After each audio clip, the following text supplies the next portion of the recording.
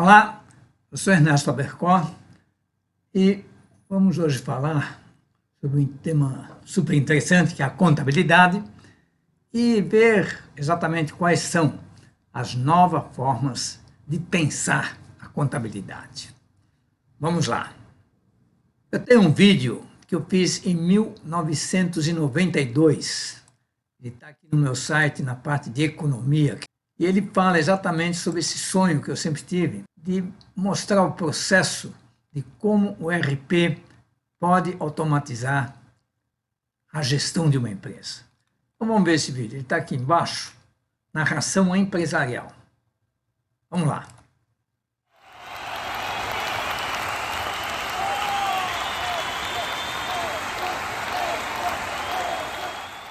Abre-se as cortinas, começa o espetáculo e sai jogando o piloto. Ele faz o pedido de venda. O jogo promete. É feita a liberação do crédito de forma eletrônica nas principais entidades do mercado. Passa pelo SEASA, dá um brinde no SPC, abre o pedido, vai para a liberação do estoque. E por conta entrega, emite a nota fiscal e despacha a mercadoria para o cliente. Se for por encomenda, vai para o PCP. É o planejamento e controle da produção. Parte das previsões de vendas e projetos de estoque, executou em RP1, é o Material Requirement Planning, o planejamento das necessidades de materiais, explode a estrutura, gera as ordens de produção, faz matérias-primas para as solicitações de compra, se for produto importado, já entrega com o Syscomex, vê a cotação do dólar.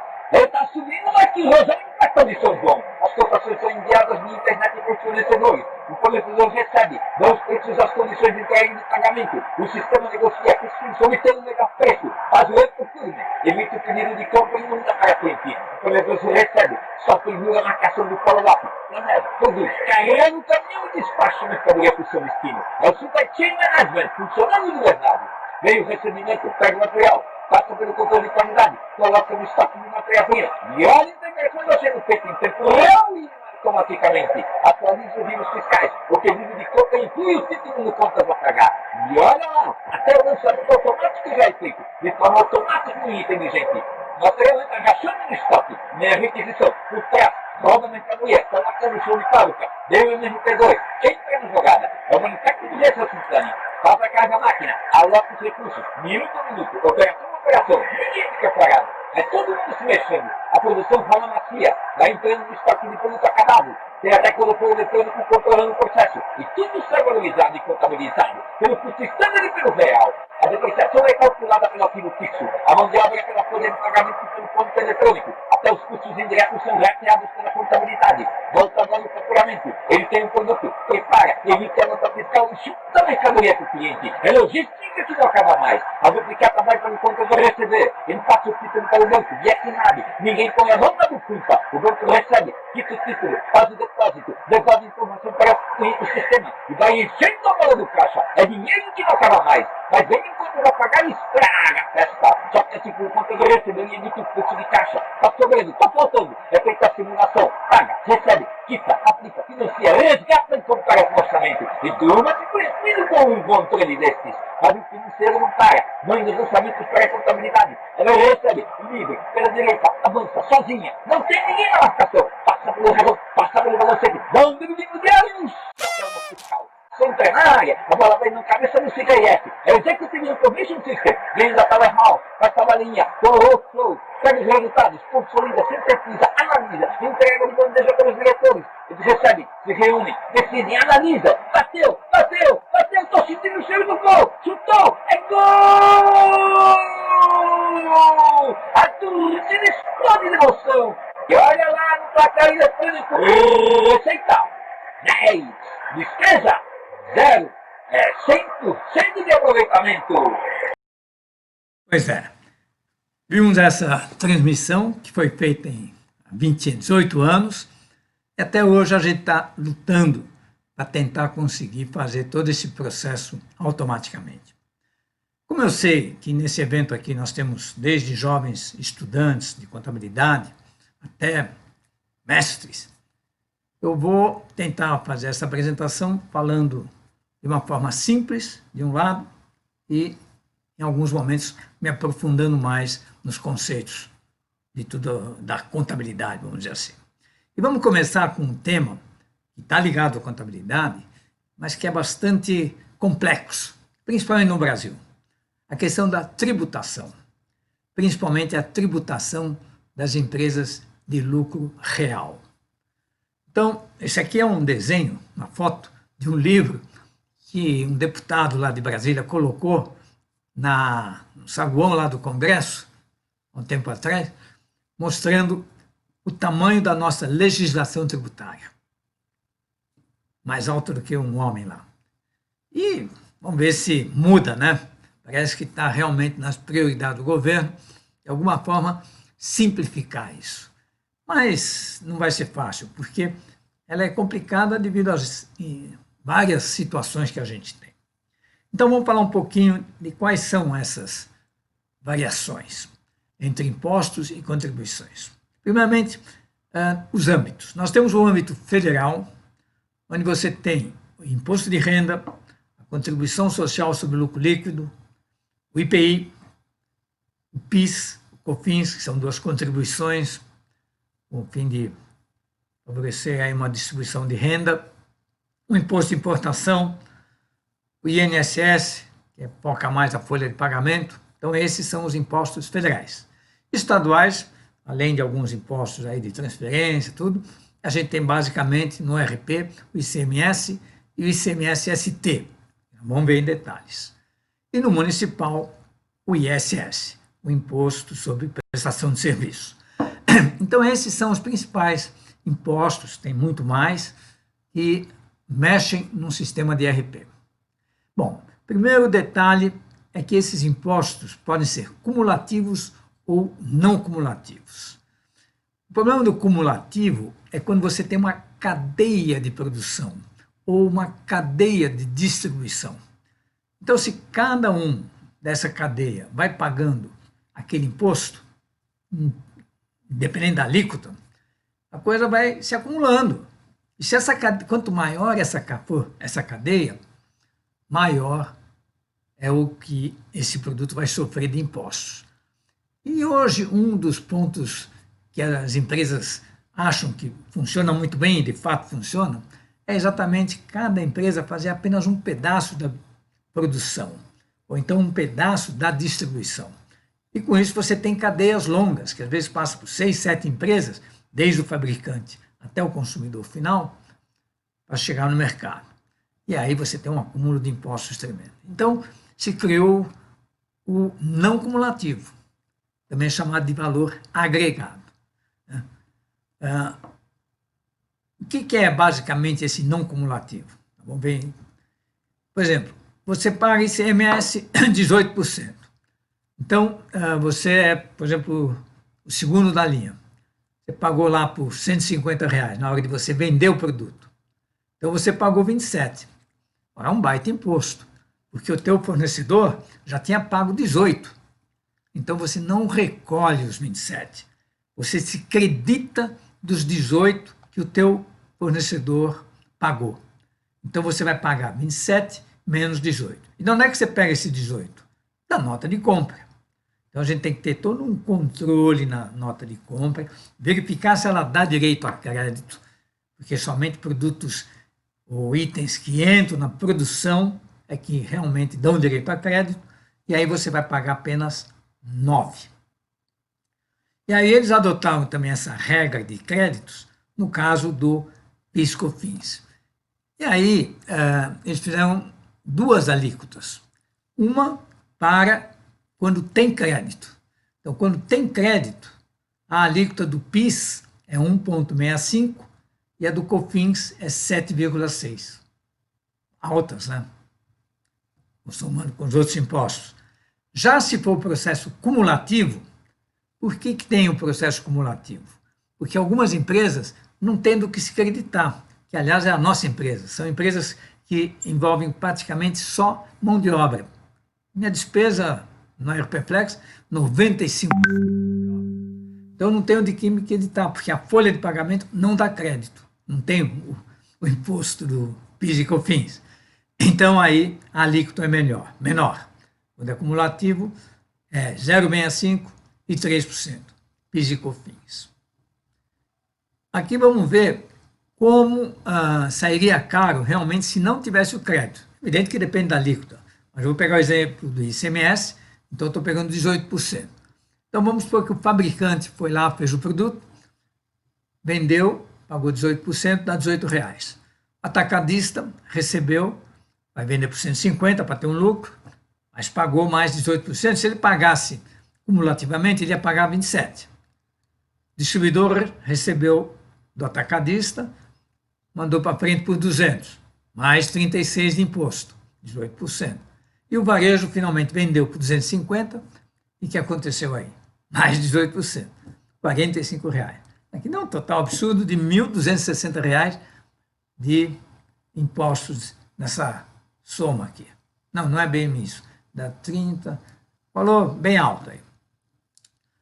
E aqui, quanto cada um pagaria com o crédito. Então, esse aqui primeiro pagou realmente 18, o atacadista pagou 9, que é exatamente 27 menos 18, o outro pagou 36 menos 27, 9, e o outro pagou 45 menos 36, 9.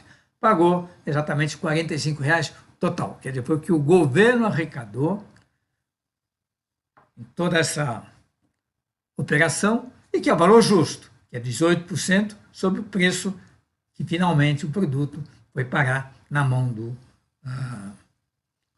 consumidor. O difícil, evidentemente, é fazer esse controle, é verificar o que dá crédito, o que não dá crédito, e também isso provoca uma questão de todo mundo comprar com nota. Se a pessoa compra sem nota, ela não tem direito ao crédito. E aí, na saída, se ela vende sem nota, vende com nota, ela vai ter um ICMS sem se creditar de nada. O que tentou, todo esse processo, eu expliquei aqui, parece simples e tal, mas ficou muito complicado. Aí eles fizeram a substituição tributária. É válida, uma ideia inteligente, que visou simplificar todo esse processo, se esbarrou em alguns problemas, principalmente porque o ICMS é um imposto interestadual.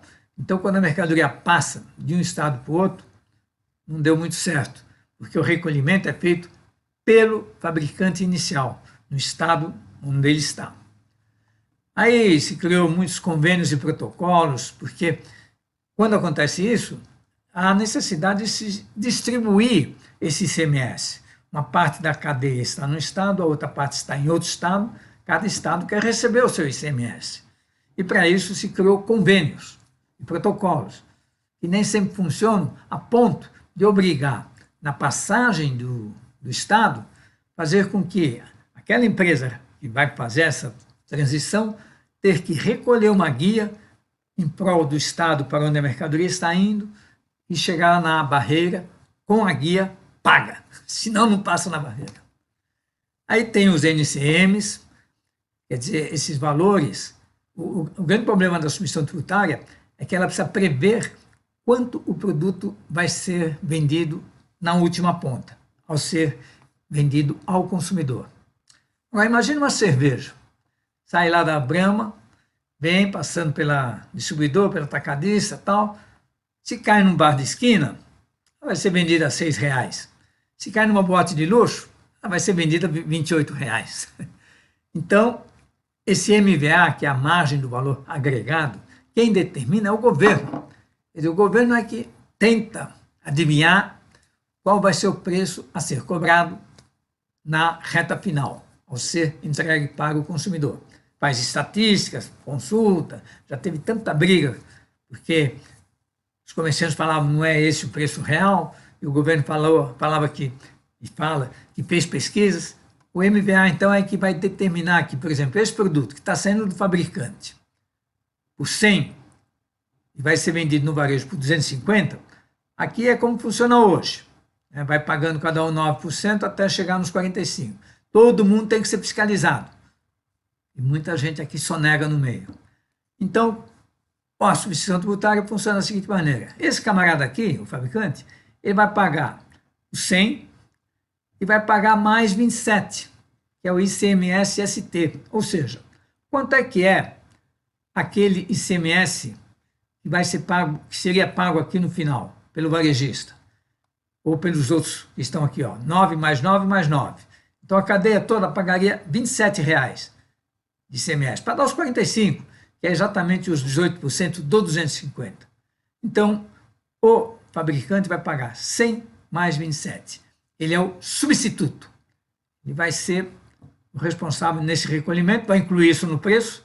Então, o preço agora passa a ser 145. Não, 127. 100 mais 27. E aí, o atacadista recebe por 127 e vai colocar o lucro. Da mesma forma que aqui cada um colocava R$50 de lucro, agora não precisa, porque ele não vai ter mais a despesa de 9. Então, mantendo aí o mesmo valor, ele só vai querer ter um lucro de 41. Então, ele pagou 127 mais 41, ele vai vender por 168. E não vai pagar nada de ICM. Esse aqui vai somar mais os 41 do lucro, que você viu que todos querem um lucro de R$50, vai vender por 209. Esse aqui, 209 mais 41, é exatamente essa soma, e vai pagar 250, vai vender por 250. Você vê que todo mundo recebeu o mesmo lucro, o governo recebeu os 45 dele. E aí entra aquele problema que eu falei, e se aqui no meio do caminho mudar de estado, o estado que está concluindo o processo comercial daquele produto vai querer uma parte desses 45 aqui que sobrou. Enfim, hoje tem um monte de produtos que está já com substituição tributária, o governo pretendia colocar isso em tudo, mas devido a essas discussões, quer dizer, do MVA e da questão de passar de um estado para o outro, ainda não é em todos os produtos que temos a substituição tributária. Bom, já no PIS/COFINS, o problema que surgiu foi o seguinte: nós vimos que a substituição tributária ela funcionou, o ICMS, que é a venda de produtos. O PIS/COFINS esbarrou no problema dos serviços. Por quê? Porque as empresas de serviço, elas não têm uma compra de produtos e, às vezes, nem mesmo muitas despesas fora a folha de pagamento. E aí, elas não têm o que se acreditar, porque a folha não paga PIS/COFINS. Não sei como o governo teve essa ideia de taxar a folha com PIS/COFINS também. Talvez tenha aí na reforma. Mas, de qualquer forma, então, o que o governo resolveu fazer? Bom, vamos então criar duas taxas. Uma taxa, uma alíquota, para quando é com crédito, e como é com crédito, a alíquota é maior. 1,65 para o PIS e 7,6 para o COFINS. Então, funciona exatamente igual ao esquema do ICMS. Também com direito a crédito só se vai para a produção, embora no PIS/COFINS parece que a coisa é mais leve. E sem crédito. E aí, sem crédito, a alíquota é menor, porque a pessoa não vai se creditar, mas vai pagar só 3,65 no total desse imposto. E não vai se creditar, mesmo se tivesse crédito, ela não se credita. Essa questão do crédito é interessante no sentido de que só pode se creditar o que realmente vai na produção, tanto no ICMS como, em princípio, no PIS/COFINS. Eu tive uma vez, eu estava numa empresa e vieram lá os fiscais. E vieram os fiscais do PIS e depois vieram os fiscais do IPI. E o IPI funciona também com crédito, mesmo esquema do ICMS. A única diferença do IPI é que o imposto é por fora.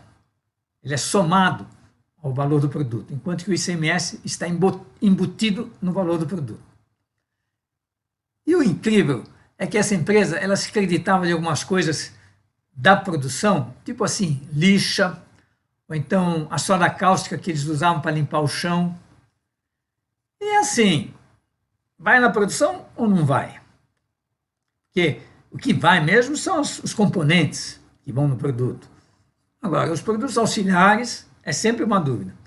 Mas o interessante é que o fiscal do IPI aceitou o crédito, o produto especificamente era a lixa. E a lixa era usada só no acabamento do produto, para dar lá uma limpada geral no produto. E o ICM, fiscal do ICM, não aceitou. Então você vê que até os fiscais estaduais e federais, né, porque o IPI é federal, não se entendem nessa questão do que você pode se creditar e o que você não pode se creditar.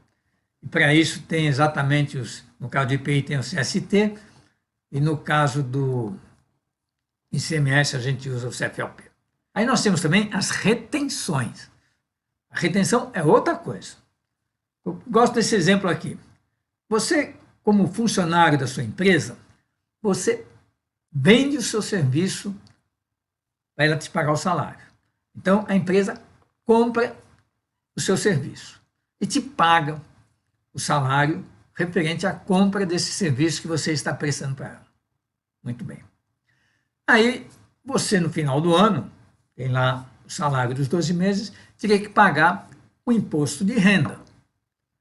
Só que o governo sabe que a pessoa física consegue sonegar com muito mais facilidade do que uma pessoa jurídica, né?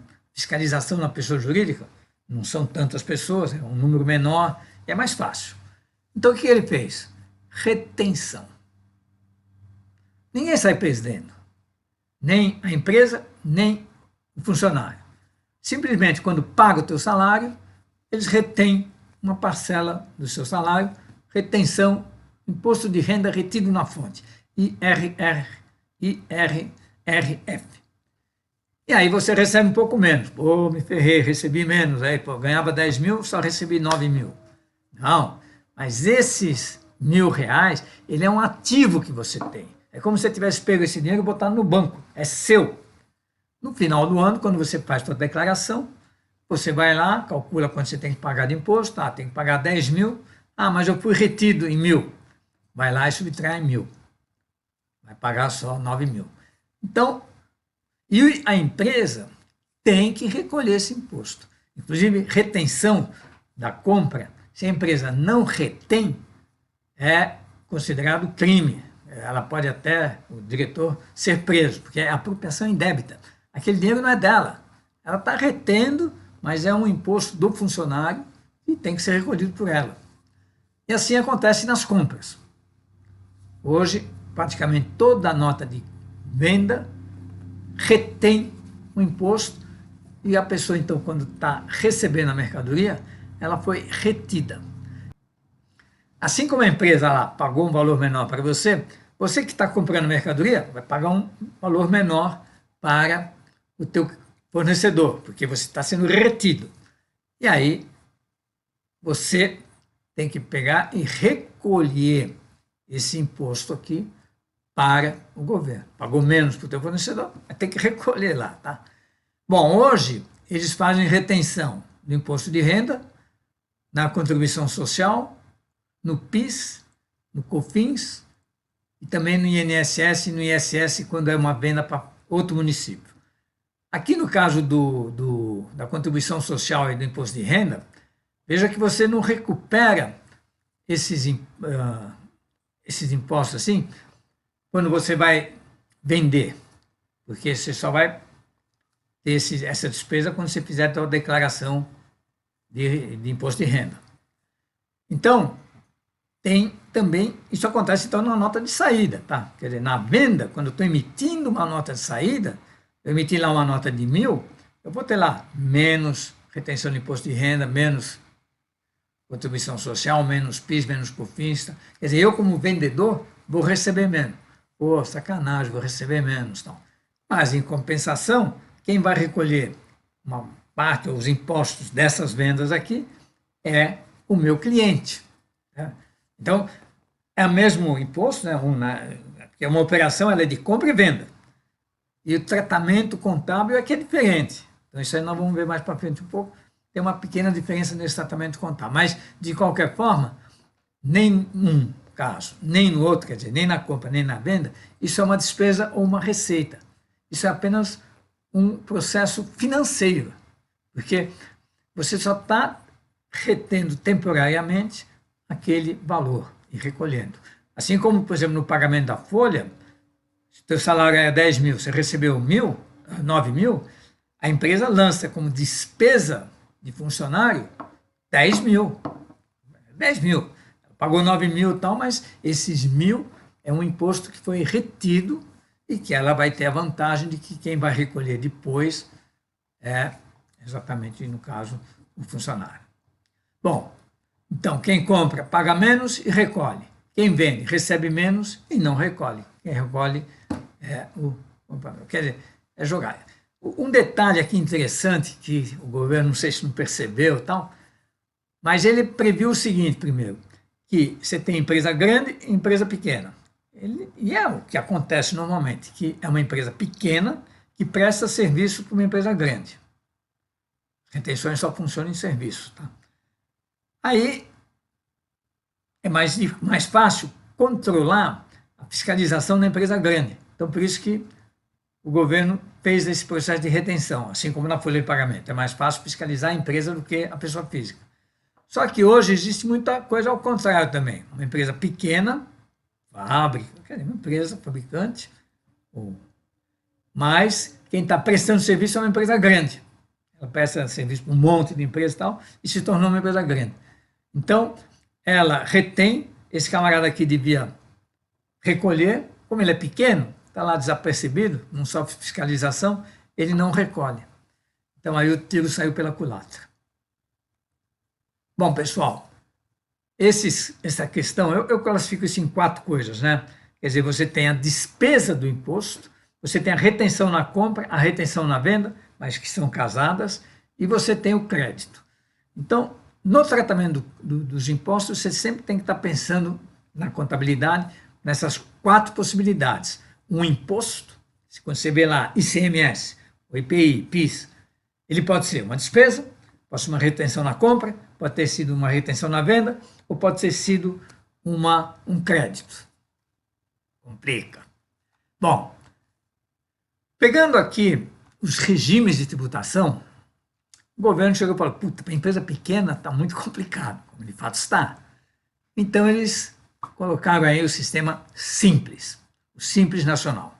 Então o Simples Nacional pegou todos aqueles 10, 11 impostos que nós vimos, juntou num único imposto, você faz a DAS, que é o documento de arrecadação das empresas de serviço, e serviço, que é prefeitura, que é o Simples Nacional, mas também tem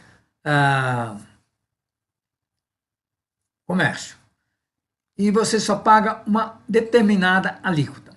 Essa alíquota varia de 4% a 22,9%. Não sei se mudou recentemente. E aí, quanto maior o faturamento, maior é a alíquota. Quer dizer, também isso aí é um negócio trágico.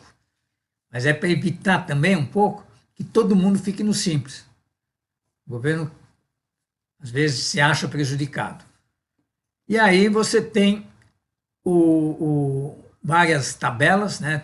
Tem tabela para empresas de serviço, empresas que comercializam, empresas que produzem e até ONGs, enfim, são várias tabelas do imposto do simples e a empresa paga aquilo sobre faturamento e não precisa calcular mais nada.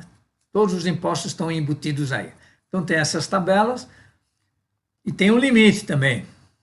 Não é assim, você fatura 100 milhões por mês, você não pode ser do simples. Estava em 72 milhões, enfim, tem um limite aí que define até esse faturamento você pode pagar o simples. Bom, e aí tem os outros 2 regimes. Também, o lucro presumido também é uma forma do governo, empresa aí de porte médio, também vamos simplificar o processo. Mesmo porque a fiscalização não é fácil. Então o governo também não tem mão de obra ou capacidade de fiscalizar todo mundo. No lucro presumido, ele pelo menos só precisa fiscalizar uma coisa, só o faturamento. Quer dizer, o lucro é presumido. O que significa isso? Que o lucro deve ser entre 8% e 32%. Foi isso que o governo definiu. Determinadas empresas aí que têm muito lucro, é 8%. Tem também a alíquota de 16% para algumas empresas. E quase toda empresa de serviço, o lucro presumido é 32% do faturamento. E aí fica fácil, a empresa veio lá, faturou 100 mil, tem que pagar, sobre 32% ele tem que pagar o imposto de renda. Então, isso vai dar mais ou menos não, vai dar de 4,8% a 8% de tributação sobre o lucro presumido, o que equivale esse percentual em relação ao faturamento. E no caso de empresas específicas aí de fabricação, que dão muito lucro e tal, 8%, que vale a 1,2% a 2% sobre o faturamento. E isso acontece porque tem um limite até um certo ponto, é um percentual, depois muda, e aí por isso que pode variar um pouquinho esse percentual sobre o faturamento, que é esses números aqui. Bom, e aí você tem o lucro real. O lucro real, a alíquota é 15% até R$20.000 de lucro sobre o lucro e 25% se o lucro for acima de R$20.000. Então, por exemplo, a empresa teve um lucro de 60 mil. Então, dividido por 60, vai dar R$7.500 de imposto de renda. E aí, ele tem a parte até os 15 mil, muda um pouquinho, mas sobre o faturamento, aí vai depender.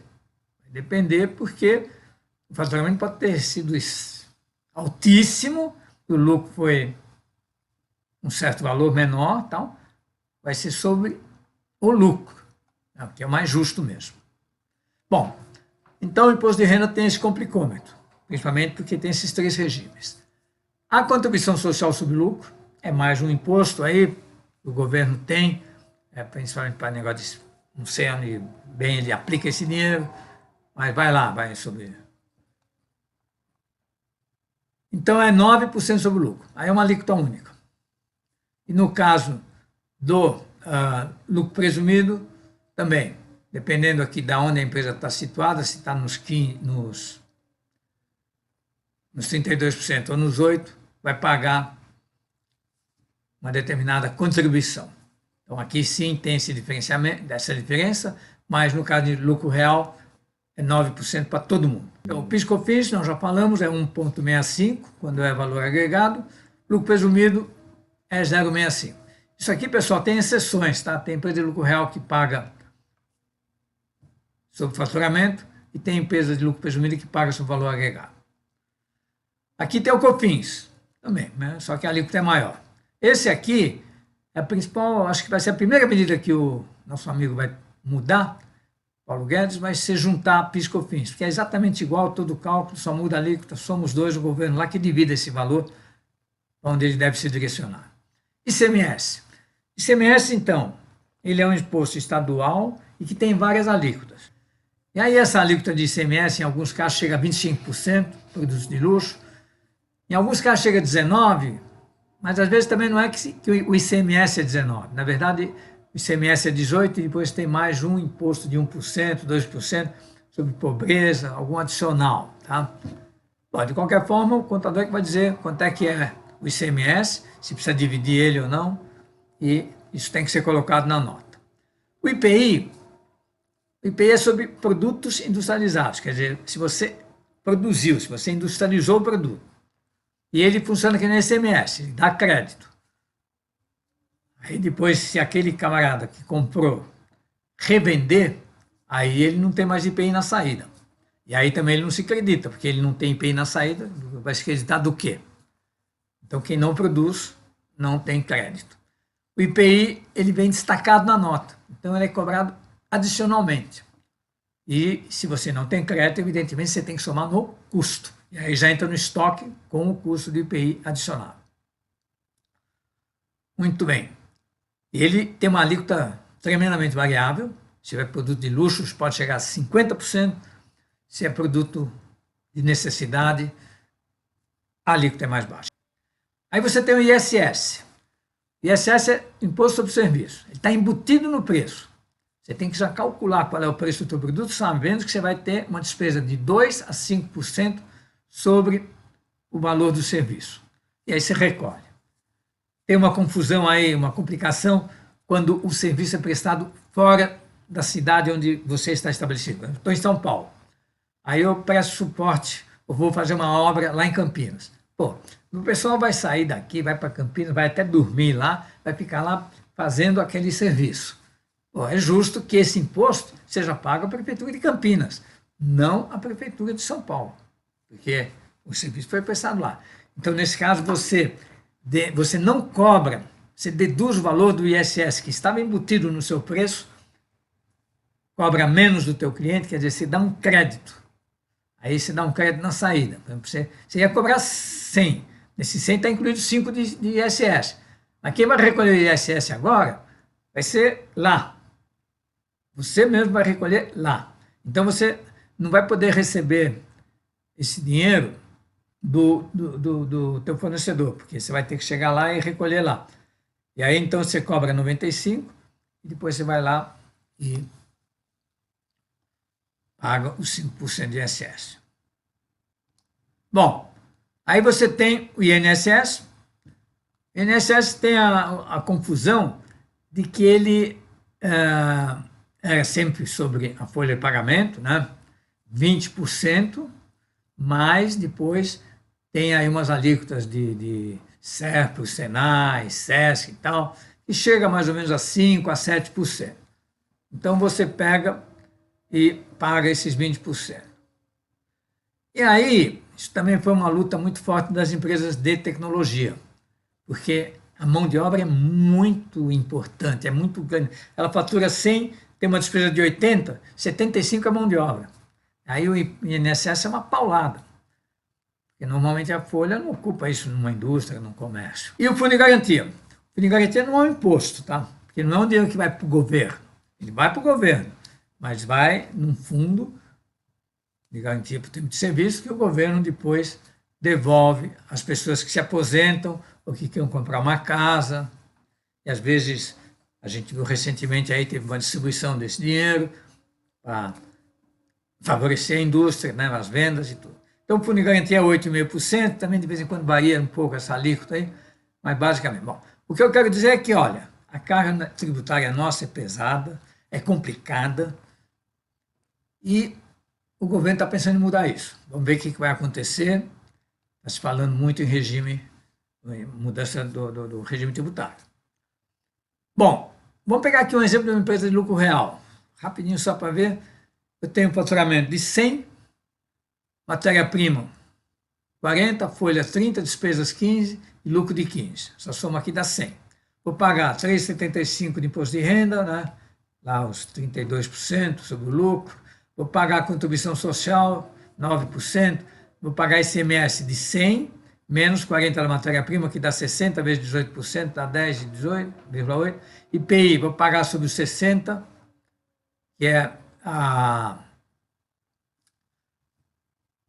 vezes 10%, dá 6, porque a matéria-prima, nesse meu valor, não, meu valor de 100, é que eu me creditei também aqui, houve um crédito aqui, de IPI. Aí tem o INSS, a CPP lá, que é INSS sobre faturamento, fundo de garantia 8,5% sobre os 30, que é a folha, dá 2,40. COFINS mais PIS, 10, 100, menos 40. Faturei 100, menos 40. Aqui também é 100 menos 40, que deu esse 60 aqui. Dá mais 0,76 mais 1,65 PIS/COFINS, dá 5,55. E aqui dá então um total de 39,35. Você tem que colocar na nota de saída, principalmente as empresas que têm automação comercial, quanto mais ou menos de imposto está embutido naquele produto. E essa taxa hoje no Brasil varia de 30% a 40%, chegando mais próximo dos 40%. Está se falando aí, bom, não vou fazer predição, mas o governo vai fazer a reforma tributária e tal, e provavelmente vai vir a CPMF. E aí não está nesse âmbito aqui. Bom, todo esse complexo de impostos, ele, quando vai calcular, quer dizer, quando vai para a contabilidade essas notas, o contador precisa chegar lá e ver, bom, o que dá crédito, o que não dá crédito, como é que é, pô, ele recebe a nota lá. Então, nós temos duas siglas, que é o CFLP e o CST. O CFLP é Código Fiscal de Operação. E o CST é Código da Situação Tributária. São duas siglas que determinam exatamente qual foi a natureza daquela operação. O CFLP, que é mais antigo, ele tem mais de 100 CFLPs diferentes. Você pegar a lista de CFLP, no Google você põe lá CFLP, você vai ter a lista. O início 1 é compra dentro do Estado, o 2 é fora do Estado, venda, né? Compra. Venda, 5 é dentro do Estado, 6 é fora do Estado, 3 é importação e 7 é exportação. Quando você for estudar aí todos esses FOPs, a gente classificou assim para resumir, quer dizer, não dá para você decorar os 700, né? Mas bota na cabeça que nós bolamos uma sigla que ajuda muito, CCCDI, que é o seguinte, você tem basicamente vários tipos de operação. Você tem a venda, a compra, que é o mais tradicional, mesmo assim se é para estoque, não, enfim. Aí você tem a transferência, quando é de uma matriz para uma filial, ou de uma filial para uma matriz, é só uma transferência dentro de uma determinada empresa. Aí você tem a devolução, que é quando eu comprei, não gostei, devolvi. Então tudo isso tem imposto e são operações. Mas você tem 5 operações, que inclusive cada uma tem um CFOP diferente, que não perde-se o direito da propriedade. Quer dizer, aquela empresa que emitiu a nota, ela continua proprietária do negócio. Então, não é que saiu do meu estoque, mas continua minha. Então, a gente chama isso de estoque em poder de terceiros. A mercadoria saiu daqui, por exemplo, e aí quais são essas 5 operações? Conserto, consignação. Sabe o que é consignação? Eu vendo a livraria, a editora faz livros e manda para a livraria que recebe aquilo em consignação. Aí depois ela vai devolver essa consignação, integralmente precisa ser. E o que ela vendeu, aí a editora faz uma nota de venda para a livraria. Então, a livraria não precisa pagar aquela nota de consignação, porque o livro continua sendo da editora. Se ele não vender nada aqui, ele vai devolver todos os livros que foram consignados. Quer dizer, emprestei para você, né? Na verdade, tentar vender. Não vender, me devolve, não paga nada. Outra coisa que eu faço quando eu mando mercadoria com você é comodato. Por exemplo, esse negócio de antena ou de dispositivo de alarme nos carros, é um exemplo aí que eu me lembro de comodato. Eles colocam no teu carro, mas aquele negócio lá não é teu, não, é deles. Em princípio, eles deveriam pegar de volta esse dispositivo. Aqueles quase nunca pegam, né? Porque é tão barato. Mas é deles, tá? Você não paga. Na verdade, eles fazem isso para facilitar a vida deles, para tentar detectar quem roubou teu carro. É a empresa de seguro, né, no caso. Demonstração. Pô, mandei um negócio para você para demonstrar. Você tem lá um stand e tal, você é meu revendedor. É meu.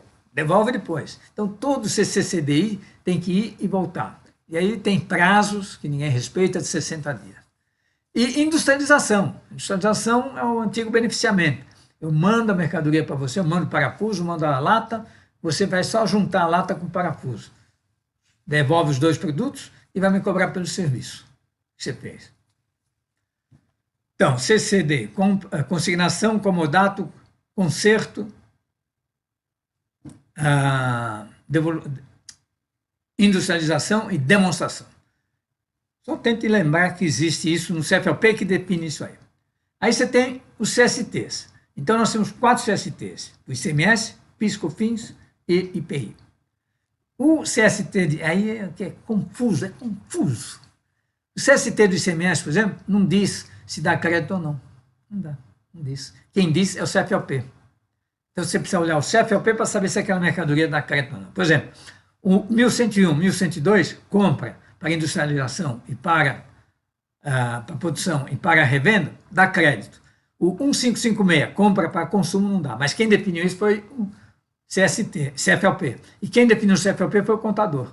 Ele é que vai dizer se, ou você, né, se aquele produto vai para participar do processo de produção ou não. Vai ser um consumo no escritório, alguma coisa que não vai participar em absoluto da produção. Muito bem. E aí você tem o IPI, mesma coisa, só que o CST de entrada que dá direito a crédito é o 00. Eu não coloquei todos aqui, para pelo menos você tentar memorizar esse. O 49 não tem na entrada. Na saída, os 50 tem IPI e uma acima de 50 não tem. Você não é produtor, então o CST...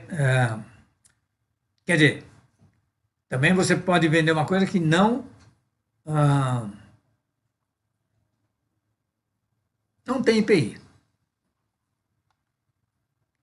CST, PIS e COFINS. Entrada. Esses são iguais, tá? O PIS e COFINS é igual. Na entrada, os 50 dá direito a crédito, e tem mais alguns, vai até os 69. São vários tipos de crédito. E acima de 70 não tem direito a crédito. Então precisa definir qual que é, se é 50 ou 70. E na saída, 00 tem PIS e COFINS, 49 não tem, está isento de COFINS. Então, qual que é o problema? Definir o CFOP e o CST de cada um desses 4 itens. Além disso, a gente tem também o tipo de movimento. Quer dizer, dentro de uma venda, eu posso ter venda de produto estocado, venda de produto não estocado, venda de serviço. Então, a gente tem que também definir um tipo de movimento. Algumas pessoas chamam de TES, tipo de entrada e saída. Então, você tem aqui, nas compras, compra para estoque, compra para memorizado, compra para despesa, nota de serviço, nota com ordem de serviço, nota com retorno de CCCDI, eu mandei, estou recebendo de volta. Aliás, recebi, estou recebendo de volta. Retorno de CCDI, né? Entrada de CCDI, estou recebendo um negócio em consignação. Sou eu que estou recebendo.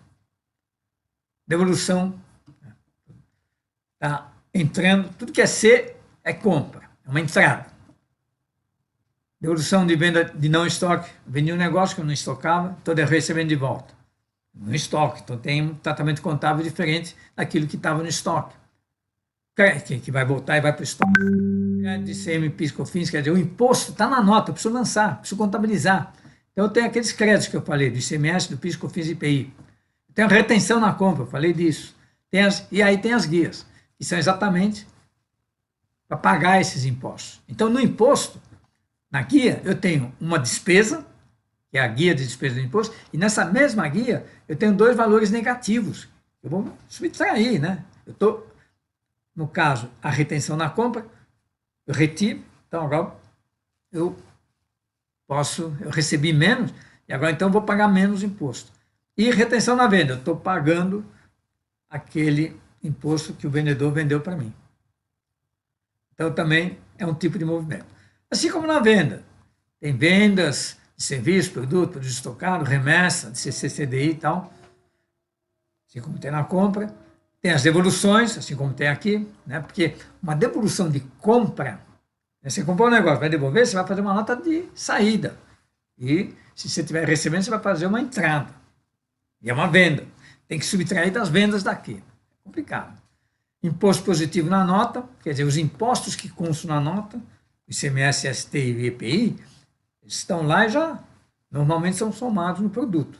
Depende de quem está comprando, se vai ou não se recuperar do IPI. Mas o ICMS, ST não, já vai direto, porque não vai ter crédito, lógico. Todo o processo foi feito para evitar o crédito. E a retenção do imposto na venda. Quando você vem. E aí também aqui tem os tipos de movimento interno, de produção e requisição. Então, requisição para ordem de produção, requisição para despesa, produção de uma ordem de produção, requisição para OS, requisição para imobilizado. Então, tudo isso, pessoal, resolve-se com um negócio chamado regra fiscal e que tem como pano de fundo uma tabela de decisão. Então, esse foi um negócio que a gente bolou, que, olha, está levando realmente a um processo de automação que depende muito do contador, de ele fazer exatamente essa tabela de decisão. O princípio é básico.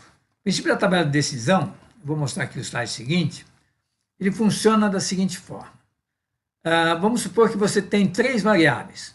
Você tem o tipo de produto, se é um produto acabado, se é uma matéria-prima, se é um produto de revenda, é só aí, o material de consumo. Normalmente tem uma sigla, né? PA, PC, MC, RV de revenda, é o cadastro de produto. Então a gente sabe o que é. Aí você também sabe para qual estado você está vendendo ou de qual estado você está comprando. Tem na nota lá isso. Então na nota você vê lá qual é o estado. E uma outra variável que a gente vai analisar aqui é a operação. Quer dizer, você sabe se aquela operação é uma venda ou uma devolução. Então a gente usou variáveis que são fáceis de identificar ou porque estão no cadastro de produto, do cliente, no cadastro da natureza, enfim, são informações que estão lá fixas e que na hora de faturar e na hora de lançar a nota de compra, elas são facilmente identificáveis. Não é tão complexo como são essas coisas que a gente falou para calcular se tem crédito, se não tem. Bom, está ali, e aí uma tabela de decisão faz o seguinte, por exemplo, o contador vai chegar e vai falar assim, olha, o tipo PA, de produto acabado, quer dizer, se o tipo for PA, o CFOP pode ser 5.101, 6.101, 5.2001, 6.201, 1.403. Esse aqui é devolução, esse aqui é venda, esses dois, dentro e fora do estado, devolução, e esse aqui é o ST. Estado. Pode ser São Paulo, pode ser Rio. São Paulo, estou falando sempre agora do CFOP de saída, é 5. Fora de São Paulo é 6. Então aqui depois tem ali todos os 22 estados aí, é tudo 6. Operação, se for venda, é 5.101, 6.101. Se for devolução, 5.201, 6.201. E está aqui também, na nota. Tá nesse tipo. Então, ó, você vê aqui, então, e aí você tem uma nota que é PA, SP e venda. Então, você fala assim, bom, é PA? Opa, pode ser um desses. É São Paulo? Então pode ser um desses. Aí você vê, nesse bloco aqui, quem que está aqui? Está aqui esse e esse. Esse aqui não está. Então, pode ser um desses três. E podia ter mais aqui. Mas foi uma venda. Venda, está aqui. A venda tem esse e esse. Peraí, então, quem que estava aqui? Só esse. Tá aqui. Então, a tabela de decisão fala, é esse aqui o código.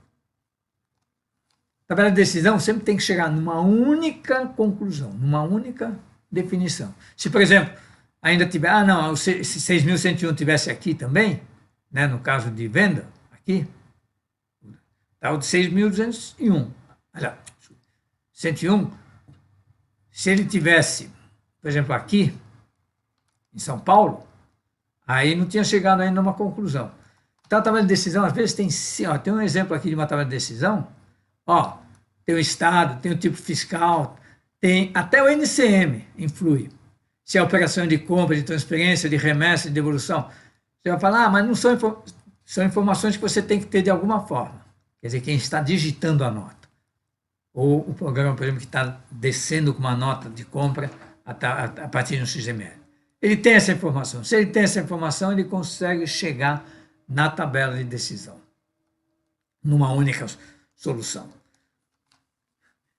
Só assim, eu usava a tabela de decisão para definir com qual menina que eu ia namorar. Então dependia, se morava perto, se era bonita, se gostava de mim ou não. Então eu colocava várias circunstâncias. E cada uma tinha uma circunstância, não tinha, tal. E aí eu colocava quais eram as circunstâncias que eu queria, né, que seriam essas três aqui. Isso aqui. Aí, baseado nisso, eu ia na tabela de decisão e via quem que tenha exatamente essas três condições. Tá? Pouco usado esse negócio de tabela de decisão, uma coisa super interessante. Na verdade, a tua cabeça está o tempo todo decidindo uma tabela de decisão. E a gente não põe isso no papel. Mas quando você vai decidir qualquer coisa, se você vai numa festa, se você vai viajar, se você não vai e tal, para onde você vai viajar, por exemplo, você vê, né? Lá tem campo de futebol, lá o clima está bom, é longe ou perto, é barato ou caro. Faça uma tabela de decisão para as coisas banais da sua vida, você vai ver como é que funciona. E no caso do RP, a gente adotou isso. Isso deu um impulso tremendo, porque não depende mais do operador. Não é o operador que vai definir que CFOP que ele vai botar lá, que saída, ou que CST. É automático. O contador que define a tabela de decisão, porque para cada empresa tem pequenas diferenças ou grandes diferenças. Bom, pessoal, o que eu quis falar sobre tributação, sobre as complexidades que a gente tem de automatizar um processo contábil, é isso. Tem mais manuais, tem mais material. Um sistema de RP, ele então visa fazer tudo isso automaticamente. Aí vamos supor que ele conseguiu fazer tudo automaticamente, definiu o tipo de saída, tal, tal, ele sabe exatamente agora o que é aquela operação. Aí sempre, num sistema de RP, a gente tem relatórios contábeis que não são, vamos dizer assim, o balanço DRE, balancete e razão, que são que o governo exige e que o contador tem que fazer. Então, só mostrando aqui que no RP, no nosso, tem uma posição econômico-financeira que é exatamente um resumo do balanço e do DRE. Só que a gente só lista aqui para o balanço até a linha 17, ó, resultado acumulado. Então, ó, tem o ativo aqui e é bem resumido. Bancos, aplicações financeiras, contas a receber, impostos a recuperar, tá vendo? Está no ativo. Estoques. Estoques em poder terceiros, que é nosso também. Pagamentos antecipados, eu paguei antecipado. E imobilizado. Dá o total do ativo. O passivo, contas a pagar, estoque de terceiros em nosso poder. Está aqui, mas não me pertence. Então é um passivo, que está no meu balanço. Estoque futuro a receber. Recebimento antecipado. Aqui também tem estoque futuro a receber. E aqui é estoque futuro a entregar. Exigível a longo prazo, o empréstimo aí que eu fiz, tudo isso é passivo. Total. Capital, que é o patrimônio líquido, que é o dinheiro que o acionista colocou na empresa, mas a empresa deve para ele, por isso é que está no passivo, e dá o total do passivo. E aqui embaixo tem um DRE, faturamento, menos custos, menos despesa, custo é o que vai no produto, despesa é o que não, o resto, e dá o resultado do exercício.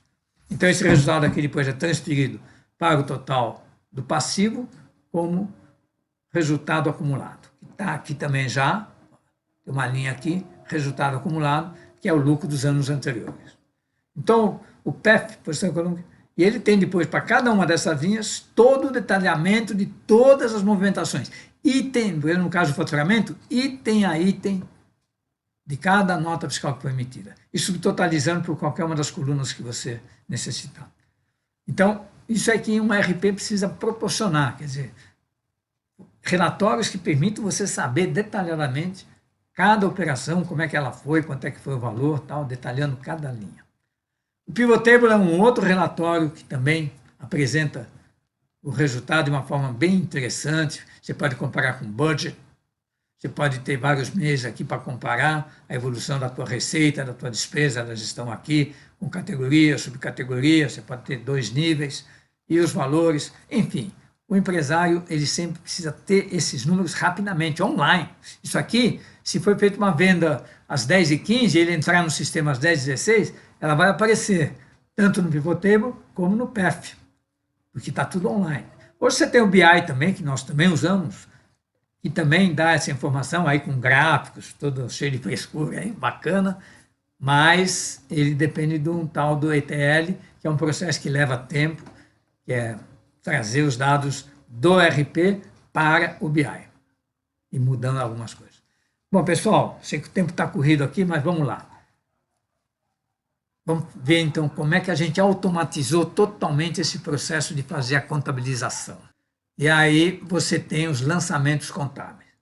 Contabilidade é uma coisa muito bacana, porque ela coloca todos os números de uma forma bem fácil de entender.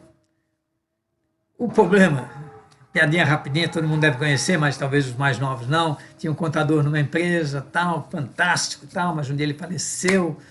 Aí o dono da empresa ficou desesperado, porque só ele sabia fazer esse negócio de contabilidade. Aí uma pessoa falou, mas eu acho que o segredo de tudo está no fundo da gaveta dele, porque ele chegava todos os dias, olhava a gaveta, ficava lá 5 minutos, fechava a gaveta e começava a trabalhar. Chamaram o marceneiro, porque a gaveta estava trancada, e o dono da empresa falou, vamos ver o que está escrito no fundo dessa gaveta, porque é lá que deve estar a mina de ouro, né? Como funciona a contabilidade. Débito, lado esquerdo. Crédito, lado direito. Não dá nem para lembrar de direito é débito, não é? Direito é crédito. Aqui tem, então, uma conta razão, conta em T, que você deve ter aprendido, mas quem não aprendeu, Está aqui. Então, lado esquerdo é crédito, lado direito é débito. E não importa a conta, hein? Pode ser do ativo ou do passivo. Ativo é tudo aquilo que a empresa tem. Passivo é tudo aquilo que a empresa deve para alguém. Pode ser até o sócio da empresa. DRE é o resultado. Faturamento, menos despesa, menos custos, igual a lucro. O lucro vai para o passivo. Por quê? É dinheiro do acionista. Vamos ver rapidinho como é que se contabiliza tudo. Comprei matéria-prima ou material de consumo. Isso pode ir para o estoque ou direto para a despesa. Eu recomendo sempre, quanto mais coisa você puser no estoque, melhor. Você controla, não há desperdício, ninguém pode chegar lá e passar a mão, vai debitar estoque. O que vai para a despesa, vai para estoque. E, opa, tem crédito. Nós falamos tanto disso. Então, acredita, tem um crédito, mas debita a conta de CMS, que é um ativo. Então, o ativo eu jogo aqui, os créditos eu jogo aqui, de ICMS, de IPI, de PIS e COFINS. Imobilizado, não é despesa. Vai ser despesa através da depreciação, mas, em princípio, eu vou poder ver de volta esse dinheiro. Mais uma piadinha, minha mulher fala que quando ela compra um vestido, não é despesa, é investimento. Não entendi até hoje, mas certamente eu teria que lançar no investimento, no imobilizado, porque é um investimento. Se bem que eu posso ter uma conta de investimentos lá no ativo mesmo, fora do imobilizado. Principalmente quando for em dinheiro. E daí? Tudo que é débito tem que ser creditado. Do estoque, eu vou creditar exatamente as requisições que podem ir ou para despesa de material de consumo, papel higiênico, pimba. Material da indústria, parafuso, porca, tal, matéria-prima, vai para o processo. Não é despesa ainda, porque está lá na fábrica. Aí tem também a mão de obra, os gastos gerais, que normalmente eu lanço aqui em despesa. Então tem todo um processo de apropriação, rateio, em que eu jogo isso, tento jogar o máximo de coisa no produto, para saber exatamente qual é o custo direto daquele produto. É bem complexo no sentido de definir se deve ou não deve jogar. Aí o processo vai fazendo as ordens de produção, tem também ordem de serviço, que é semelhante, só que ela não produz. A ordem de serviço já é uma despesa, porque você gastou naquilo, e vai ter a receita. Mas o processo não, ele vai para outro estoque, o produto acabado vai para o estoque de produto acabado. Então credita o processo e vem aqui pela soma dos custos que deu aqui na ordem de produção. Então ele entra no estoque de PA. E quando eu vendo, faço a venda, sai do PA, do estoque do PA, e vai exatamente para o custo da mercadoria vendida. Então o custo é uma coisa, o que eu vou faturar custou 80, eu vou vender por 100. Então aqui é 80. Entrou no custo 80. Saiu do estoque de PA. Agora, a conta cliente, eu vou receber quanto desse cara? Eu vou receber 100. Então, debito 100, ó. Débito é ativo. Aquele conta a receber já é propriedade minha, já estou lá. Mas grana que é bom ainda não. Ele vai pagar só daqui a 60 dias. Credita o quê? Receita. Por que receita no passivo? É uma dívida que eu tenho com o dono da empresa. Então, credito receita. Aí o cliente paga, legal. Saiu do conta a receber, ele não me deve mais nada. Então, credita e debita o quê? Banco. Debitar banco significa que o dinheiro entrou na conta. Olha que coisa maluca. Mas é assim. E quando é que o dinheiro vai sair? Quando o fornecedor fala assim, você precisa me pagar. Então, debita fornecedor, eu tinha acreditado aqui, né? Eu já tinha um valor a receber para pagar do fornecedor, eu comprei, mas não paguei à vista. Então ficou aqui em crédito, ficou lá no passivo. Está lá. Quando eu paguei, debitou fornecedores e creditou banco. Quer dizer, o dinheiro saiu do banco para me pagar o fornecedor. Pessoal, esse é o esquema de lançamento automático. E agora, com todo respeito, eu já fui muito mal entendido nessa questão, porque eu comecei a falar assim, o RPPlex faz a contabilização automática, a gente cala-te boca. O contador continua sendo fundamental para definir todo esse processo, para aprimorar esse processo. O que é a ideia é deixar de fazer esse processo duplo, de você, na empresa, principalmente quem usa escritório de contabilidade, ou mesmo na empresa, você tem lá todo o processo, processou tudo. Tudo bem que hoje tem transferência de arquivo, tem uma série de facilidades. Mas você pegar todos esses dados aqui, sair com eles, e jogar num outro sistema e ali fazer uma contabilidade. Que às vezes não bate com o que realmente aconteceu. Mas, de qualquer forma, não é um processo inteligente, porque você está... Então, o contador vai continuar a trabalhar da mesma forma que eu, só que em vez dele pegar os dados, fazer essa tal de migração de dados, essa transferência de dados do sistema A para o sistema B, que dá um monte de pepino, ele vai ter lá o RP Flex e lá já vai sair a contabilidade automática. Como? Vamos ver como. Bom, só para, antes de falar isso, há uma diferença fundamental entre você saber qual foi o meu lucro pelo regime de competência e qual foi o meu resultado financeiro. O resultado financeiro é o fluxo de caixa. É importantíssimo. Então, tem gente que prefere, não quero saber quanto é que foi o meu lucro pelo regime de competência, que é exatamente pela emissão de nota, nota de compra, nota de venda, emissão da folha e assim por diante. Quer dizer, as despesas que efetivamente aconteceram nesse período. Quer saber quanto entrou e saiu no caixa. Tudo bem, você vai ter o fluxo de caixa. E o fluxo de caixa, às vezes, está super negativo com baita lucro. Por quê? Porque você vende a prazo, para receber daqui a 60 dias, e compra à vista. Você vai ter lucro, talvez, mas pode ser que você não tem dinheiro para pagar. Já vi empresa em à falência, porque não administrava bem o seu caixa. Então, o caixa, até as pessoas hoje estão falando, o caixa é a coisa mais importante da empresa. Também concordo. Mas o imposto de renda, os impostos, tudo você paga pelo regime de competência. Então, tem que ter os dois. Então, tem o controle do fluxo de caixa, que ele é alimentado pelo quanto vai receber, ele é alimentado pelo estoque, ele é alimentado pelos investimentos, né? E o dinheiro vai para onde? Vai para conta a pagar, vai para pagar empréstimo, vai para capital, vai para lucro. Pagamento para quem não é dividendos, tudo. Então, você tem que administrar isso aqui. Não chegar um dia, um baita lucro, não ter caixa para pagar.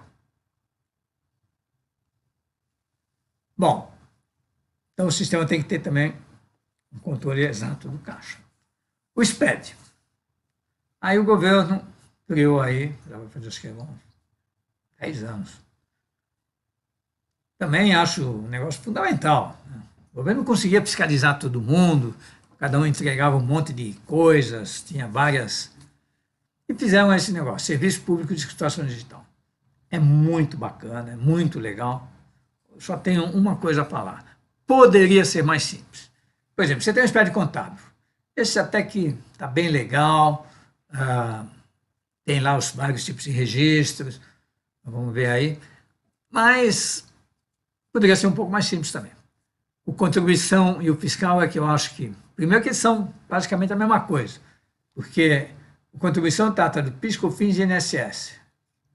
O fiscal trata do ICMS e IPI. E olha que o fiscal é estadual e o IPI é federal.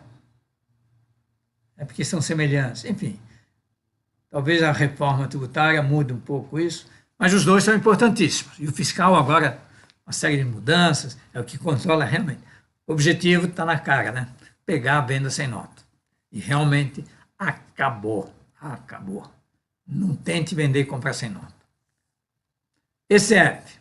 O ECF é um complemento do contábil para empresas de grande porte, LADUR, FCONT, BPJ, substituiu aí uma série de relatórios, principalmente em empresas grandes. O REINF, o FD REINF, ele está exatamente contornando com mais detalhe ainda essa questão das retenções de ICMS, PIS, COFINS e essas 3 retenções. Então, esse negócio de retenção, você tem que confiar naquele que foi beneficiado, quer dizer, que reteve. Ele tem que recolher. E aí da cadeia, inclusive, se não recolher. A apropriação indébita. Mas para controlar isso, olha a quantidade de nota que circula, né? E tem o E-Social, outra história, folha de pagamento. Bom, sobre o SPED contábil, quais são assim os 2 pontos, que o SPED contábil tem? Quer dizer, ele substitui a emissão do diário, razão, balancete, balanço e DRE. Você não precisa mais emitir, em princípio, não precisa listar e guardar e tal, mas é evidente que você vai querer listar, ou vai pelo menos guardar num PDF aí, para um dia analisar, porque é lá que você vai ver o que aconteceu. Plano referencial ou próprio, o governo criou planos padrão. Olha, melhor ideia do mundo, porque você vai analisar um balanço no jornal, principalmente quando você é acionista, pô, cada empresa tem conceitos diferentes sobre um determinado balanço. Então, não só desde o SPED, mas também as empresas de capital aberto. Mas as empresas que não são de capital aberto, cada uma faz o plano de contas do jeito que quer. E aí, quem vai analisar, não consegue. Enfim, o governo padronizou.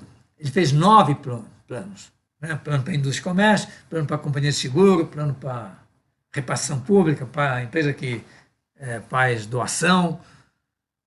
Mas ninguém quase... Bom, isso aí é uma luta também. Adote. Nós adotamos, recomendamos que adote, porque aí eu vou falar um negócio que é... Na verdade, aqueles outros mapas que nós vimos, né?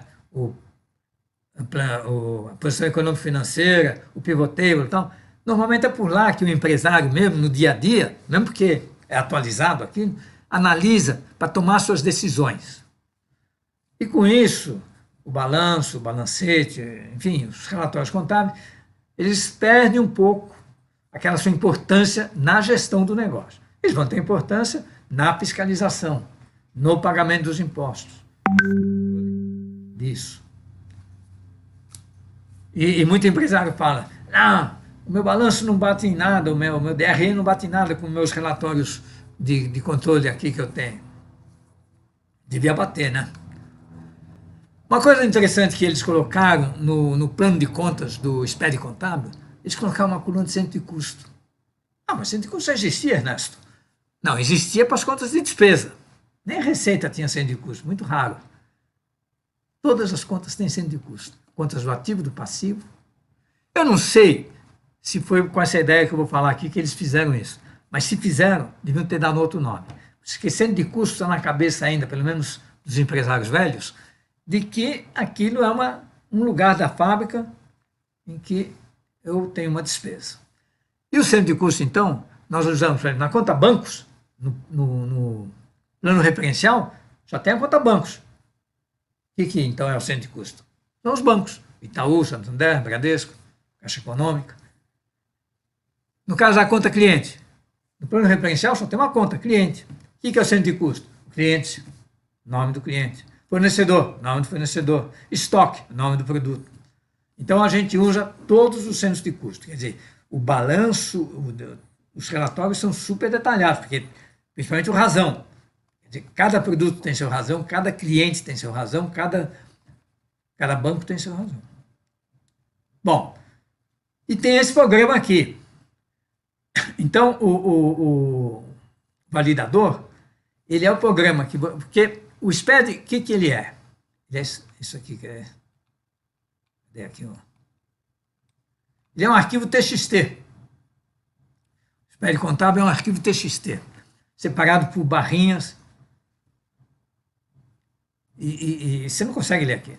Porque tem vários tipos de registro. Tem o plano de contas, tem o balancete, tem os lançamentos todos individualmente, né? Débito, crédito. Então, é um arquivo texto que você não consegue ler.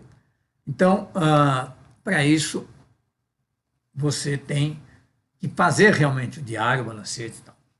E o programa do governo de validação, ele valida toda essa informação que você mandou e te diz quais foram os erros. O manual, para você fazer o SPED contábil, tem 400 páginas. E checa tudo, tudo. Tem que estar super coerente com as regras definidas no SPED, que são essas regras que eu falei aqui, do SPED contábil, da contabilidade. E aí, tem uma coisa legal no próprio programa, legal, mas não devia ter, que você pode mexer no arquivo texto, ou pode mexer no teu SPED, depois que o RP emitiu ele.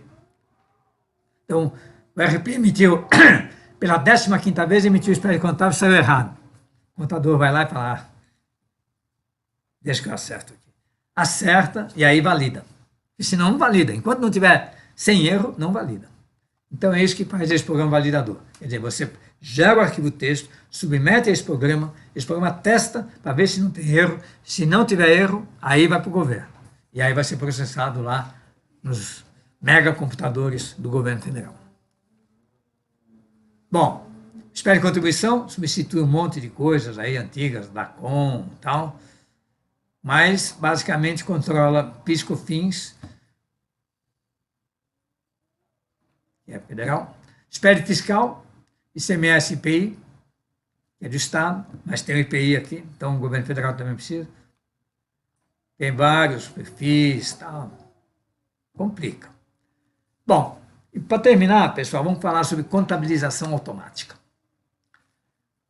Que esse que é realmente... nós já fizemos um negócio, desde que a gente fundou a RPFlex, que foi a regra fiscal, que já fez com que o operador que vai digitar uma nota de venda ou vai acessar uma nota de compra, digitar ou pegar o XML, não precisa ser um gênio, porque a regra fiscal resolve a maior parte das coisas que são difíceis. A contabilização automática é um segundo passo desse processo. E aí agora sim, eu sei que eu estou sendo assistido aqui por milhares de contadores, eu não quero substituir a profissão de ninguém, nenhuma profissão foi substituída pela evolução técnica do que se faz naquela profissão. O que nós apenas fizemos é um processo em que, num documento contábil, existe um monte de informações. Existe lá o CFOP, existe o CST, existe o cliente, existe o produto, existe a condição de pagamento, existe... Mas, por exemplo, não existe se vai para estoque ou não vai para estoque. Você pega uma nota de compra, tem um produto lá, pela nota você não sabe se vai para estoque ou não vai. Então, nós tivemos que incluir um campo para dizer, não, esse produto vai para estoque. Isso quem vai definir? É o cara que fica digitando, ele vai botar lá natureza, estoque, ou natureza, fabricação de pinos. Simplificou, mas é automático, quer dizer, ele pega todos os movimentos, e aí a gente fala, primeiro, vamos pensar que tipo de movimento que tem numa empresa. E a gente concluiu que numa empresa tem só 8 tipos de movimento, 8. Você tem as compras ou despesas, quer dizer, notas de despesa, de nota fiscal, ou até um tiquezinho de PDV, ou até um pedaço de papel que alguém gastou, não teve nota, ele anotou no guardanapo e disse, reembolsa aí que eu gastei isso. Vendas e receita, a mesma coisa. E tem muita despesa, pessoal. Por exemplo, a guia é uma despesa, né, de imposto, você vai pagar ICMS, PIS, COFINS. Não tem nota, tem guia. Vendas e receita é a mesma coisa, tem vendas, produtos, faturamento, nota fiscal, modelo nota fiscal de venda, que tem aí uns 20 modelos, e nota de serviço. E cada nota é diferente, porque cada prefeitura processa a sua nota. E você tem receita, você tem receita sem nota é crime. Eu não alugo um imóvel, que é da empresa, é uma receita. Eu não tenho uma receita de venda de sucata, que às vezes não precisa de nota, ou uma receita de um benefício, um próprio serviço que eu fiz. Então, toda a receita. Receita de juros. Eu ganho uma nota com juros. Tem nota? Não tem nota. Aqui, assim, essas duas, assim, não envolve uma nota fiscal, e essas duas sim, mas são tratamentos semelhantes. Pagamentos e recebimentos, o entra e sai de dinheiro. Requisição e produção, são os movimentos internos. Entrou no estoque pela nota, mas sai por uma requisição. Produziu o produto, entrou no estoque. Um movimento interno. E investimentos e empréstimos. E aí a pessoa fala, tudo é investimento e empréstimo. Tudo que envolve um dinheiro que entra e que não, aliás, que sai e não é uma despesa, tipo um imobilizado, um investimento que eu fiz num banco, num fundo. Nós temos lá no PEF uma linha bancos e uma linha investimentos. Então, se for investimento que não tem liquidez, vai para o investimento. E empréstimos é todo o dinheiro que entra na empresa, não proveniente de uma venda. Então, pegou um empréstimo no banco, é um empréstimo. Então, debita banco, acredita lá o banco que te deu o empréstimo. O empréstimo do sócio. Opa, sócio. Ele vai querer o dinheiro de volta? Um dia vai. Mas hoje não vai ser tão cedo, só se ele vender a empresa. Então, vai para o capital. Então, a gente identifica, olha, para esse camarada aqui, o Joãozinho da Silva, que é um dos donos da empresa, se ele puser dinheiro para a empresa, o crédito é capital. Deve ter caixa ou quanto você receber se ele for pagar depois. Agora, se for outro cliente qualquer, aí pode ser conta cliente. Ah, mas tem também empréstimo a longo prazo. Então, nós vamos ver que você define a conta. Bom, evidente. Ah, mas aí não se encaixa. Tem também os lançamentos avulsos. Você pode fazer lançamento avulso. Mas você vai fazer 1, 2, 3, 10 lançamentos avulsos.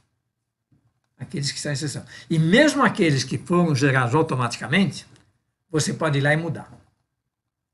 Bom, como é que é esse processo? Pessoal, eu vou falar isso aqui, vocês vão falar, não é possível que seja tão simples. Nós estamos conseguindo. A gente faz o seguinte, ó, do lado esquerdo aqui, que vocês estão vendo na tela, é o plano de contas. No caso aqui, é o plano referencial. A gente usa o plano referencial. Então está aqui o plano de contas. Aí nós criamos aqui vários tipos de movimentação. Pode ser que amanhã a gente precise criar mais um. Hoje nós temos despesa com compra de serviço, despesa com compra de produtos ou requisição de produtos, faturamento de serviço, faturamento de produto, estoque de produto.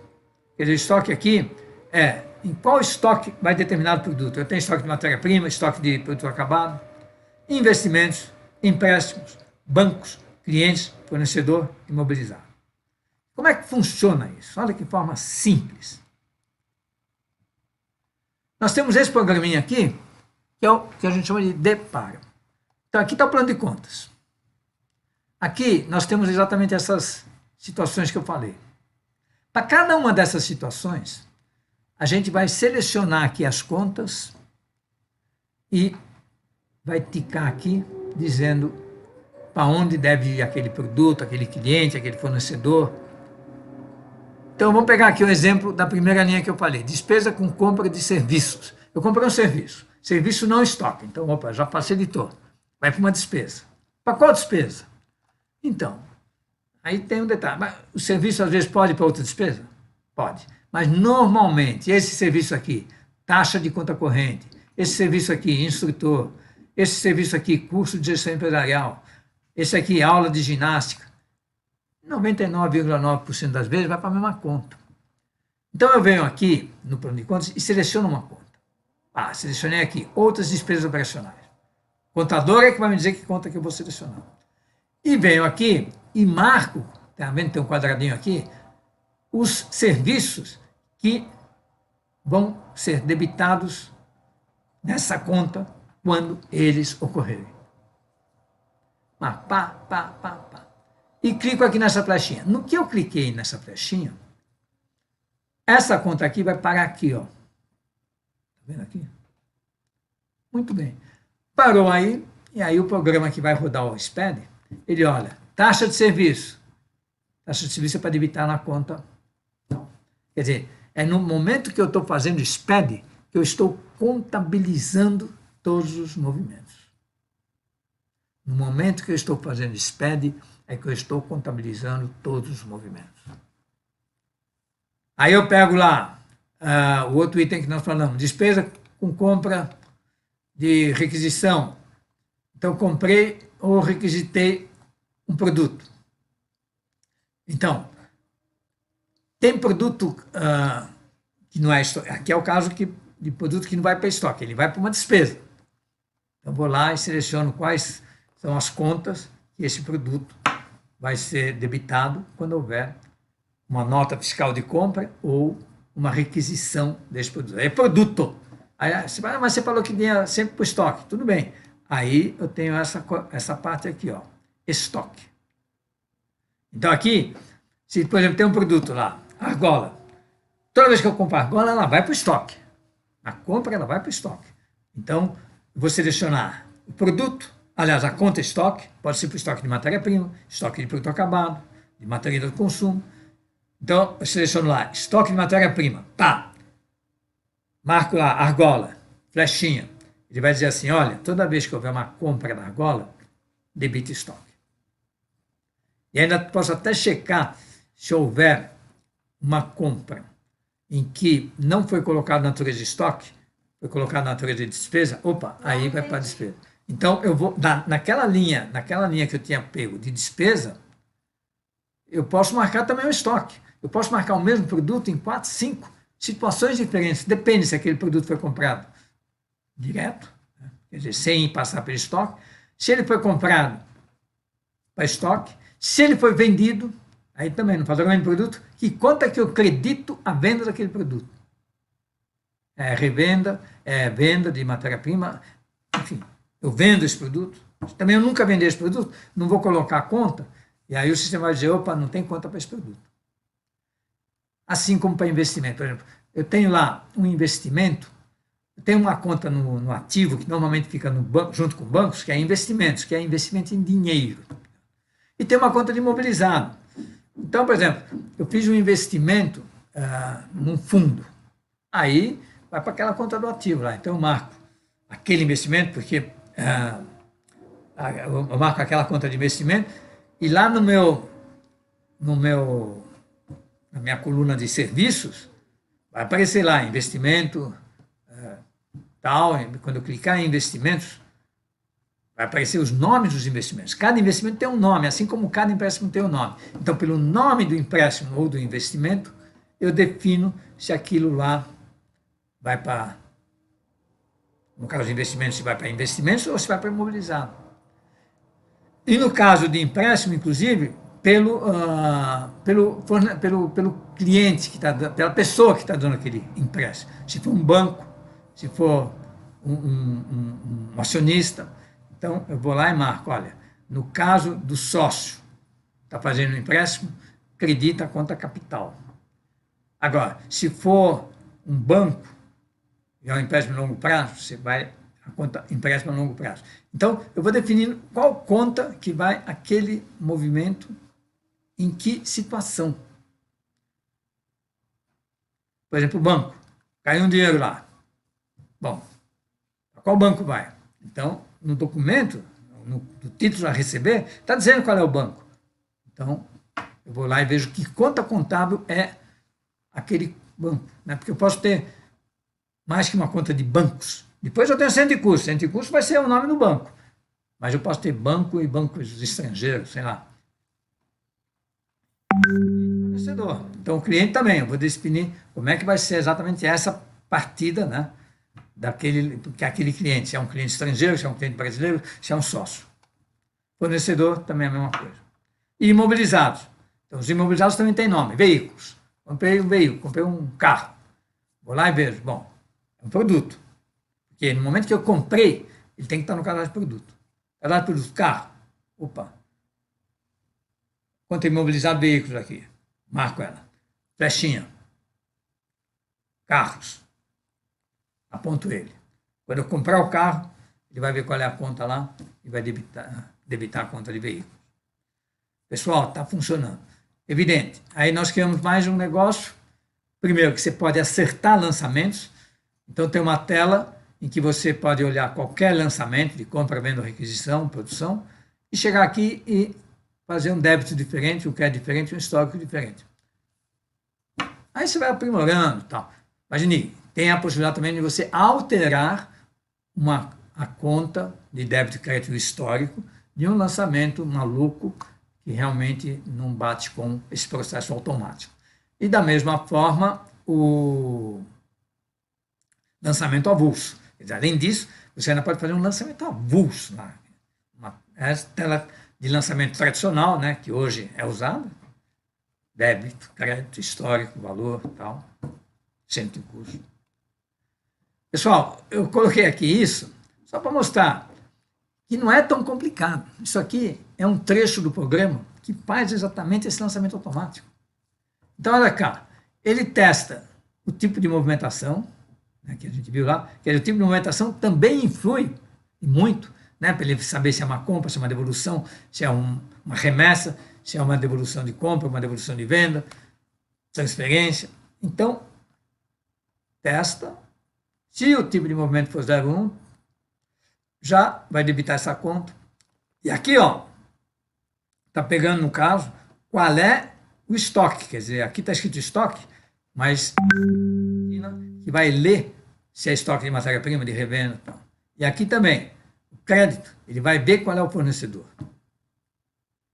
E além disso, tem aqui, ó, o centro de custo é usado para colocar o nome do produto e o nome do fornecedor.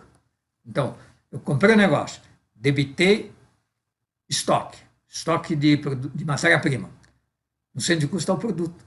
Então, para cada produto, eu tenho um item no balancete. E aí, o balancete é digital, quer dizer, eu posso imprimir ele sem mencionar o centro de custo, evidente, que a gente deu essa opção. Enfim, como é digital, você não precisa se preocupar, mas vai dar um volume incrível. É o que o governo quer. E não é para o teu mal. Não é porque se eu entregar detalhado, ele vai me pegar. Talvez não, porque até vai ter mais trabalho para analisar. Mas o governo glosa muitas vezes a tua contabilidade, isso todo contador sabe, se ela for muito sintetizada, vendas do mês, tanto. Como é que ele vai fiscalizar? Então, tem que ser detalhado. Mas nós detalhamos até o nível da linha de nota fiscal, mencionando o produto e o fornecedor, o produto e o cliente, o serviço. E o histórico, pessoal. Aqui é o processamento, que vai gerar lá o arquivo, né? Você só precisa dizer praticamente a data, ele vai lá, opa, está até errado, processado, faltou um aqui. E aqui, eu queria mostrar para vocês. Isso aqui é só programador mesmo para entender. Porque aqui diz o tipo, tem uns 20 tipos de movimento, né? Aqui tem um código, cada tipo de movimento tem um código. O difícil é o I050, que é o lançamento em si. E aí é separado por esse pauzinho aqui. Enfim, o SPED é um baita arquivo, porque ele lista todo o plano de contas, ele lista o saldo anterior, ele lista um balancete sintético que você precisa definir e tal. E quem faz isso é esse programa aqui. Quer dizer, quem lê esse arquivo. Então, teu papel na empresa é esse. Aí você submete, quer dizer, papel do contador, fazer passar esse negócio. Porque enquanto não tiver 100% sem erro, não passa. Passou, aí vai para o governo, aí você espera 5 anos para ver se o governo vem te autuar ou pedir alguma necessidade, alguma coisa a mais.